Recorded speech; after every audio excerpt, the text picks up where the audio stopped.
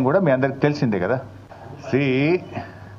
Social మీడియాలో right sir, ఇదే విషయంపై లాస్ట్ కంక్లూడ్గా సుధాకర్ శర్మ గారు ప్రస్తుతం ఏదైతే త్రిముఖ పోరిటీ లాగా వ్యవహరిస్తున్నారు, ఈరోజు పార్టీల పరంగా పోతేనేమో బీజేపీ, బీఆర్ఎస్ అలాగే కాంగ్రెస్ ఇక త్రిముఖ పోటీ. అలాగే బీఆర్ఎస్ పార్టీ అంతర్గత వ్యవహారమైనటువంటి అధ్యక్ష పదవికి సంబంధించింది ఇటు కేటీఆర్, ఇటు హరీష్ రావు, అలాగే ఇటు కల్వకుంట్ల కవిత గారు, ఈ ముగ్గురు ఉన్నారు. ఇదే విషయంలో ఈరోజు లాస్ట్కు రాష్ట్ర ప్రజల సమస్యల పట్ల ఏ ఒక్కరికి చిత్తశుద్ధి లేనట్టు మాత్రం ఖచ్చితంగా ఇక్కడ సభాముఖంగా అవపడుతుంది. ఈ విషయంపై లాస్ట్ స్పందన మీరు ఎలాగంటారు, దీన్ని ఎలా కంక్లూడ్ చేస్తారు సార్? Thank you జమీల్జీ. ముఖ్యంగా ఈరోజు మనం చర్చా కార్యక్రమంలో అనేక ఆసక్తికరమైనటువంటి అంశాలను గమనించాం.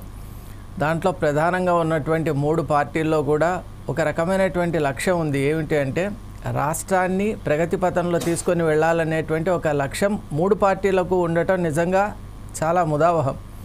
ఎందువల్ల అంటే ఒక పార్టీకి ఒక రకమైనటువంటి విజన్ ఉంటే రాష్ట్రం కూడా ఆ ప్రగతి పథంలో వెళ్ళేటువంటి ఒక అవకాశం ఉంటుంది. కాబట్టి ముందుగా 3 పార్టీలను కూడా అభినందిస్తున్నాం. కానీ ప్రజలు ఇచ్చినటువంటి అవకాశాన్ని మీరు ఎంత మాత్రం సద్వినియోగం చేసుకుంటారనేటువంటి విషయంలో మాత్రం ఇంకా స్పష్టత లేదు. ఎందువల్ల అంటే అవకాశం ఇచ్చినటువంటి బీఆర్ఎస్ పార్టీ కానివ్వండి, ఇప్పుడు ప్రస్తుతం అవకాశంలో ఉన్నటువంటి కాంగ్రెస్ పార్టీ కానీ, అవకాశం కోసం ఎదురు చూస్తున్నటువంటి బీజేపీ కానీ, ప్రజలు ఎప్పుడైతే మీకు అవకాశం ఇస్తారో అప్పుడు నిజంగా మీరు ప్రతి క్షణం కూడా ఎలా వాడతారు?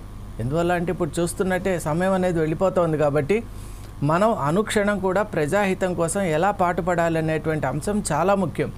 ప్రతి పార్టీ కూడా ఇప్పుడు ముఖ్యంగా ఈరోజు మనం తీసుకున్నటువంటి అంశంలో అది పూర్తిగా అంతర్గతంగానే మనం భావిస్తూ ఉన్నాం. కాబట్టి ఇక్కడ 4 సైడ్స్ టీవీ మన దృక్పథం ఎలా ఉంటుందంటే ప్రతి పార్టీ కూడా ఎదగాలి.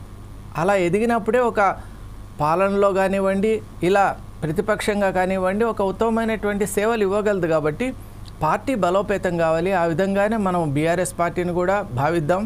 మంచి నాయకత్వంతోనే వాళ్ళు ముందుకు వెళ్తారని మనం ఆశిద్దాం. అలాగే మిగతా పార్టీలు కూడా ఏ విధమైనటువంటి ఒక దృక్పథం ఉందో అది కూడా చాలా అభినందనీయమే. ఎందువల్ల అంటే రాష్ట్ర ప్రగతి అనేది మనకు తెలంగాణ రాష్ట్రం ఏర్పడడంలో ఉన్నటువంటి లక్ష్యం ఏమిటి అంటే అన్ని రాష్ట్రాలకు తలమానికంగా ఉండాలి, ఆదర్శవంతంగా ఉండాలనేటువంటి ఒక ఉద్దేశంతో తెలంగాణ రాష్ట్రాన్ని మనం ఎంతో కష్టపడి ఎంతోమంది అమరులై ఈ విధమైనటువంటి రాష్ట్రం ఏర్పడింది. కాబట్టి రాష్ట్రం ఏర్పడినటువంటి స్ఫూర్తిని మాత్రం ఏ పార్టీ మర్చిపోయినా ప్రజలు దాన్ని ఆదరించరనేటువంటి విషయాన్ని ప్రతి పార్టీ గుర్తుపెట్టుకోవాలి అని విజ్ఞప్తి చేస్తూ సెలవు తీసుకుంటున్నాను. Thank you very much Sudhakar Sharma గారు. ప్రస్తుతం ఏదైతే చూస్తున్నామో పార్టీ ఏదైనా